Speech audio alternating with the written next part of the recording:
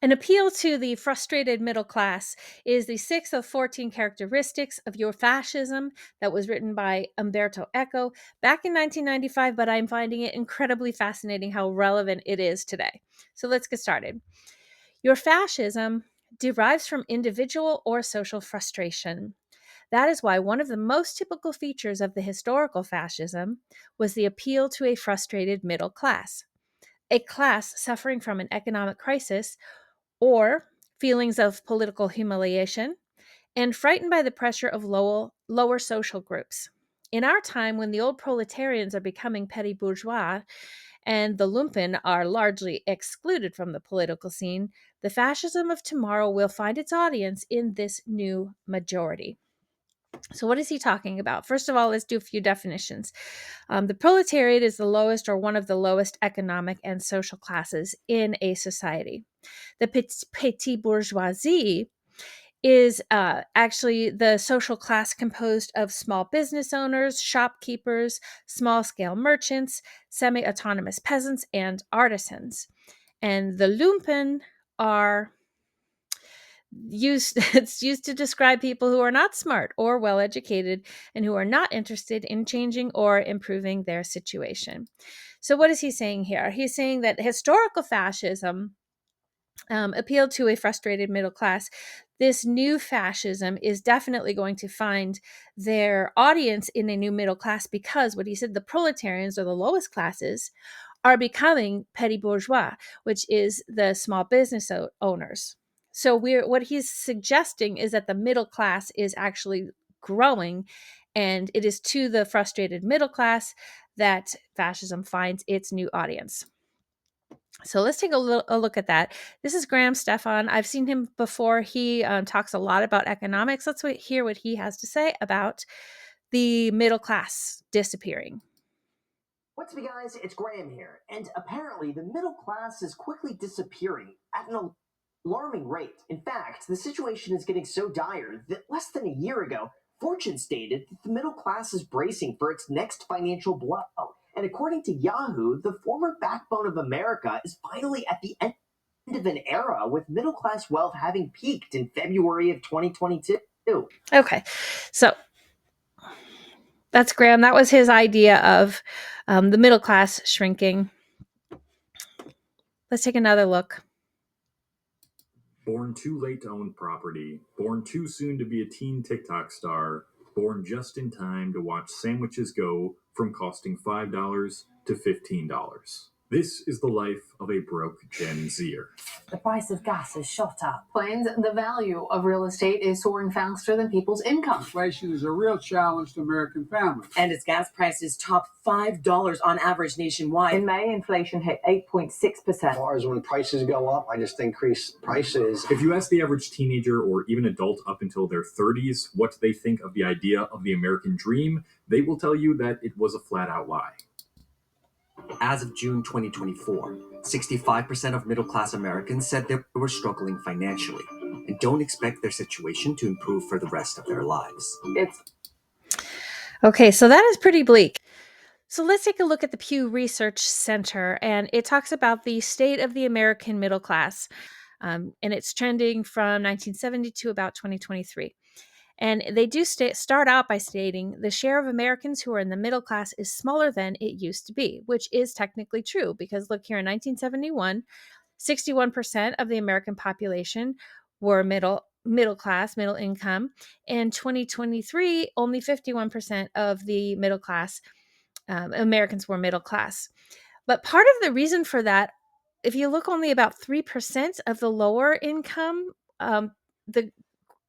only about 3% of Americans grew in the lower income classes, but we went from 11% of the upper classes to 19% of the upper classes. And so what this is saying is technically while the middle class is shrinking, part of the reason for that is because the middle classes to the upper classes, which is kind of what Eco was saying even back in the 1990s, that the proletariat classes are moving more into the petit bourgeois class, which is like that's upward movement. So that's actually a really good thing for the entire economy. Let's take a look at a little bit more of this data. Households in all income tiers had much higher incomes in 2022 than in 1970, even after adjusting for inflation. But the gains for middle and lower income households were less than the gains for upper income households. So everybody went up, but the upper income folks went up even more. So here you see the difference, a 78% change in the upper income classes, a 60% change upward in the middle income, and a 55% change in lower income classes. The share of total U.S. household income held by the middle class has fallen almost without fail in each decade since 1970. So the lower income classes have not really moved very much, but as the middle income classes became less of the population or held less of the share of the population, it's because the upper income classes held more of the share. The share of people in the U.S. middle class varied from 46% to 55% across racial and ethnic groups in 2022. Black and Hispanic Americans, Native Hawaiians or Pacific Islanders, and Native Americans or Alaska Natives were more likely than others to be in lower income households. Now, this is not surprising, but it is also not awesome. So let's just take a real quick look here. So in all Americans, and we had just taken a look at this about, and this is, I think it's maybe a year off from the one that we looked at earlier, which is why this looks a little bit different. But 30% of all Americans were in the lower income classes, 52% in the middle, and 17% in the upper income. And as you see, as the lower income classes grow, the upper income classes decline. Based on ethnic and racial groups. So Asian Americans are kind of have the highest amount of the upper income and tied with white Americans for the lower income. Multiracial groups, Native Hawaiian or Pacific Islander, Black, Hispanic, and then Native American or Alaskan Native have the largest amount, almost 50% of that group is in the lower income classes. Children and adults 65 and older were more likely to live in lower income households in 2022. Adults in the peak of their working years, ages 30 to 64, were more likely to be in the upper income. And that just makes a lot of sense. If you're working, you're going to have more income. What this does say, though, is that in this country, we are not supporting our children and our elderly as much as we probably could be. Men were slightly more likely than women to live in middle-income households in 2022, 53% versus 51%. So really not a significant difference between the genders, but just a little bit. There's more of a difference in poverty for people who are separated, divorced, widowed, or never married than it is for married partners, which makes sense because sometimes that could be accounted for the two incomes. And then veterans had a little bit less of poverty than non-veterans, and pretty much the same for being in the upper classes. Immigrants, about 14% of the U.S. population in 2022, were less likely than the U.S. born to be in the middle class and more likely to live in lower income households. And that makes a lot of sense as well, because immigrants do have fewer opportunities than those who are born here. The likelihood of being in the middle class or the upper income tier varies considerably with the ancestry of Americans. And you can pause and look at this if you want to take a look at the different ethnic groups and how those fall along those lines. Education matters for moving into the middle class and beyond, and so do jobs. This is also not surprising. The higher income or the higher degree that you have, the lower income rates, and also obviously if you are employed, you are less likely to be in the lower classes than the unemployed. In some occupations, about 9 in 10 U.S. workers are either in the middle class or in the upper income tier. But in some other occupations, almost 4 in 10 workers are lower income. So again, you can pause here and take a look if you want to see where all of these lie. I found it particularly interesting that the largest group of lower income were in the food preparation and serving industry, and also in the personal care and other services industry. And the reason that this is fascinating to me, and not in a good way, is that I am a personal care assistant for my son. That is technically my full-time job. So yay. And we've known this for a long time. Let me just tell you little something about working in personal care services. Not only are the incomes incredibly low, but also there are no benefits. There's no health insurance offered. There's no money going into retirement. I mean, and these jobs, a lot of them are incredibly physical and really quite dirty. Now, I'm fortunate because I'm working for my own son. He is 7, which means diaper changes and getting puked on and all of those things kind of comes with like being a parent as well. But if you are a personal care assistant for somebody that you are not related to, it's a dirty job. It just is, and a thankless job. So, okay, there I said my piece. That is all I have to say about that. Depending on the industrial sector, anywhere from half to 2/3 of U.S. workers were in the middle class, and the share who are upper income and low or lower income varied greatly. So again, you can take a look there if you want to pause right there and take a look at those. The share of Americans who are in the middle class or in the upper or lower income tiers differs across U.S. metropolitan areas. Again, you can take a look if you'd like. And here are the 10 U.S. metropolitan areas with the largest shares of residents in the upper income tier in 2022. And you can see that a lot of these are along the coast, which makes a lot of sense. People living on the coast have more money. Those of us living in the Rust Belt, not as much. And then the 10 U.S. metropolitan areas with the largest shares of residents in the lower income tier in 2022 are in the Southwest, which also makes sense because that's where you're going to have the largest concentration of immigrants settling in there. Okay, so that is the data. And let's just I want to take one more look at data, and then we're going to move on from there. And this is where it talks about the middle class being squeezed. So this is from a chart from 1985, where about 58.63% of United States citizens were in the middle class, 17 and 23 on the other side. And then it tells you also some of the other countries. Now, what we're seeing is now in 2020, I think this is from 2016, actually. A lot of these countries have been moving, the lower classes are moving upward. Not a lot of difference in the United States, 17 as opposed to 16, and then 58.53, almost exactly the same. Okay, so let me tell you why this is important. The middle class is not being squeezed according to the data. The middle class is being squeezed because of the rhetoric that's being taught out there, that's being put out there. Now, this is not to say that we are not feeling the squeeze, the pinch economically. There are a lot of other reasons why we're going to feel like we're poor, but the reality of actually this narrative that the middle class is being squeezed is simply not supported by the data.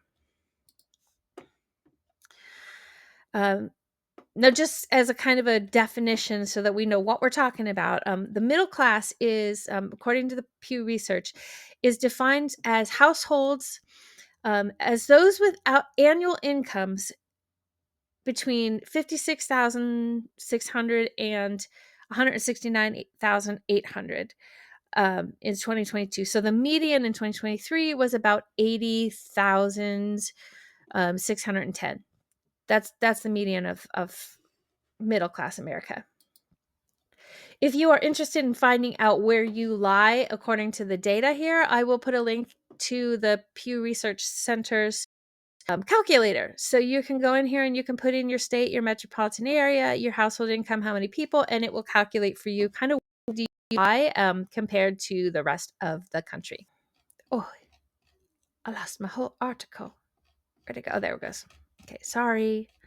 So one of the characteristics is that we're appealed to a frustrated middle class, and by pushing this narrative that the middle class is being squeezed, there's kind of this fear that comes along with that we are in an economic crisis, and that if the middle class is shrinking, that means we are either going to become part of the 1% or we're going to be part of 99%, which are poor people, and the data is just not suggesting that. But if you push that narrative, then you push people towards being an audience for fascism.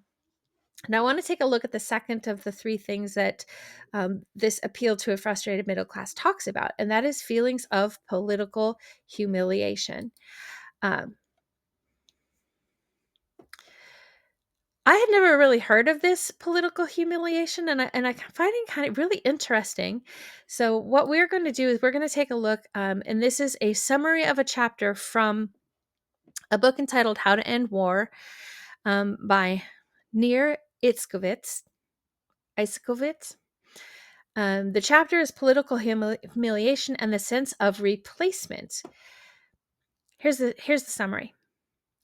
A great deal of international and domestic conflict is driven by feelings of humiliation. But what does political humiliation consist of? In this chapter, I argue that a key part of political humiliation involves the sense of being replaced.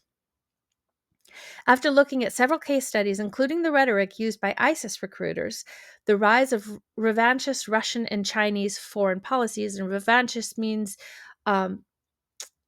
like land grab, like kind of the politics of wanting to take more land on, and the language deployed by white supremacists to frame and justify their grievances, I point to some features of the sense of replacement.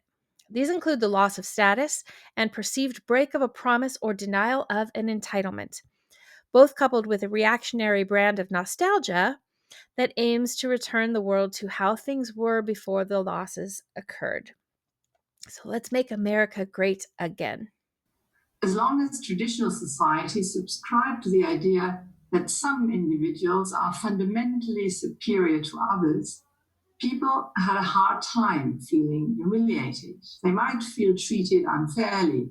They might undergo public shaming, but they would not perceive such treatment as humiliating per se. Humiliation can only be experienced when the victim considers themselves on a par with the perpetrator, not in terms of actual power, but in terms of rights and dignity. Okay, so it's really interesting. So what she's talking about is that back when societies just accepted their status in life, if they were the serfs, if they were the lower class, they just were the lower class. So it was really difficult to be humiliated by the upper classes because that was the state of things for them. But in America, where we are all created equal, where we almost have a sense of entitlement to being considered equal to all of the other people in the country, which, although we like to tout that as a characteristic of American life, it's not true. It is not true. We are not all created equal, or at least we are not all treated equally. But when we start to, as a culture, understand ourselves as treated equally, then it is super easy to humiliate us. And in the public sphere where the politics lie, it is super easy to humiliate our political opponents because we believe that we are entitled to the dignity and respect. And when we're not offered that, we kind of get butthurt about it. Let's take another look at political humiliation. I wrote this short Substack piece called The Humiliation Theory of American Politics. Look, there's no simple explanation for why people do what they do. People do what they do for many reasons, blah, blah, blah, blah. But I do recount a few stories where being publicly humiliated seems to have goaded people on to do certain things. The best example is the often reported story that Trump decided to run for president after Obama roasts him at the White House Correspondents' Dinner 10 years ago or 15 years ago. It was humiliating for Trump. And so he strikes back. And then Elon Musk used to be kind of a Democrat, roughly Democrat, critical of Trump, middle of the road views. And I think there's all sorts of things that have transformed him. But one of the things I think that made a difference was when he wasn't invited to Biden's conference of the automakers who do electric cars. They invited everybody but Tesla, who was the biggest maker. And he said it's because of the unions. They didn't have the right union. But I think it was embarrassing to Musk. And then finally, the favorite story is one that sort of is a story that's going to happen in the future. Tucker Carlson strikes me as somebody of immense political potential within the MAGA movement. And so he was once on a show, Crossfire. Where it was a liberal and a conservative. He played the conservative. They kind of rotated. But Jon Stewart comes on the show and rips into him. He just tears into Tucker Carlson. And then they shut down the show. It was very humiliating. And then Tucker Carlson was recreated. So I argue that, look, humiliation is terrible. It is a form of social death where the people who you want their respect will laugh at you. We should not do it. We should avoid doing it, even at clear targets like Trump. The consequences can be terrible. It leads people to kill themselves. I'm not saying humiliation is essentially a bad strategy. It's worked very well for your new president, but I'm saying it's wrong and we shouldn't do it. Okay, so that's interesting. He talks about the humiliating episodes were what spurred these political leaders to retaliate. So in a sense, it was the humiliation, not that broke them down, or that in his sense, he talks about wanting to kill themselves, but narcissists don't self-inflict pain. They inflict pain on others. So the humiliation is actually what made them want to inflict more pain on other people. And that is what thrust each of them into the political sphere. And he talks here, and this is only was put out about 3 weeks ago. And so he talks about that the third one, Tucker Carlson, that the humiliation he experienced on Crossfire is going to propel him in the future into a more political role in the MAGA movement. So keep your eyes open. It'll be interesting to see if what he talks about really comes to pass. I was screaming. They're so proud of her.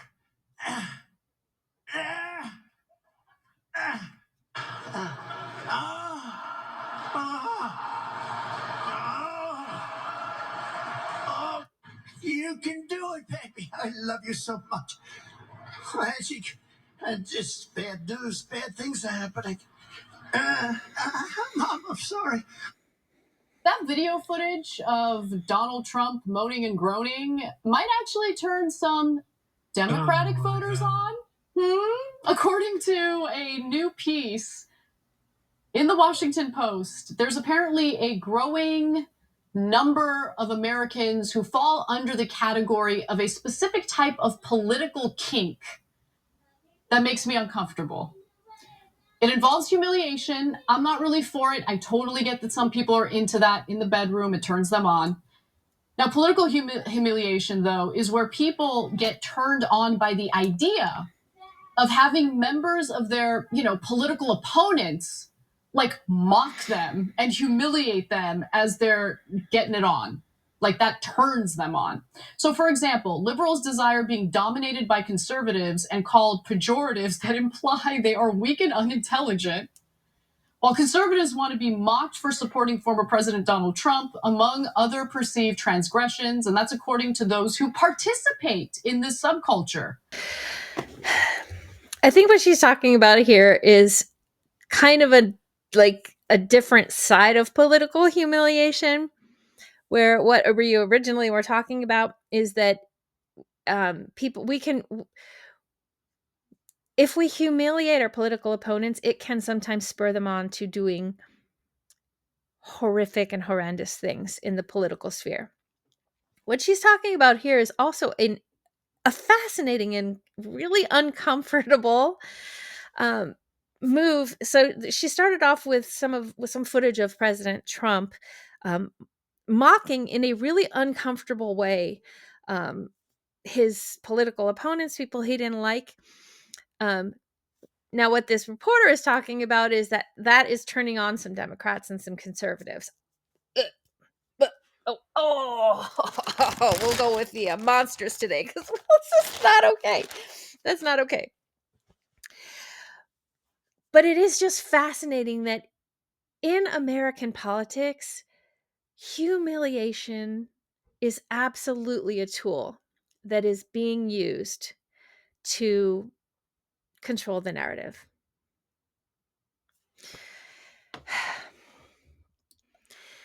Let's take a look at the third and final one of these, and we're going to do a little bit more on this in our next one.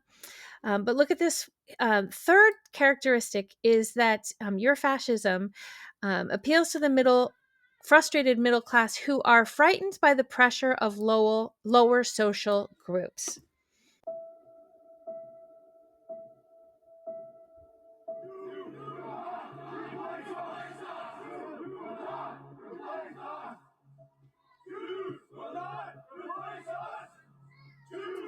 Right now, those who organized the rally in Charlottesville, many of those who participated, who were neo-Nazis, who were Klan members, who are the alt-right, have decided that Charlottesville represents to them the beginning of a white supremacist civil rights movement. Replacement theory, also known as the Great Replacement, is not a new idea. Though this racist worldview has been around for more than a century, it's now part of our present-day political and media landscape. There are two versions of replacement theory. We're going to talk a little bit more about replacement theory in the next video. But I do, and I'm sorry, I can't look at them. I just can't. There absolutely has been an effort from Trump's administration, from Trump himself, and from the other people in the Heritage Foundation and Christian nationalist groups and white Christian nationalist groups and white supremacist groups to demonize the lower classes, which would be not only people living in poverty, but also people of color. And in that footage, we saw that the Jewish people is like one of the easiest targets. But now also we're including immigrants and Black and brown people and pretty much anybody who's not white nationalist Christian are the people who are squeezing the middle classes. It's just simply not true. But if they can make the middle classes frustrated at the economy, feeling humiliated by the political left, to be honest, and frightened by the lower classes, then you have an absolute recipe for turning the middle classes into fascists. So awesome. We'll get into this a little bit more in the next one. Yeah, I am finding this replacement theory incredibly fascinating and incredibly alarming. Anyway, I'm snarky positivity, which means I always end on a positive note. And I guess the positive note I want to leave for today is that this narrative that the middle class is shrinking and the implication of the middle class shrinking is that all of us are going to fall down below the poverty line. The reality is that that's just simply not supported by the data. So I will leave on this positive note is that the American dream is not actually, in fact, dead. The American dream is simply being challenged by the economy, the global economy. But there is still, I don't know how to say this. Economically, it's not as dire as the narrative. That's how I want to say this. And yeah, we can feel the pressure. And we can look at the prices and we can be scared that the economy is turning to shit. And actually, I'm more scared about the economy given all of the massive and just sweeping cuts to programs that are actually helping some of the middle and all of the lower classes. But the reality is that even though we're scared about these things, most of us are still managing to pay our bills. And even if we are being challenged, we cannot let the narrative of a shrinking middle class turn us to supporting fascist dictators. So I don't know. I guess that's good news. That's all I got. That's all I got. So, okay. Anyway, thanks for sticking with me. If you like the content, please subscribe. I'm working to build up my subscriber base. Okay, bye.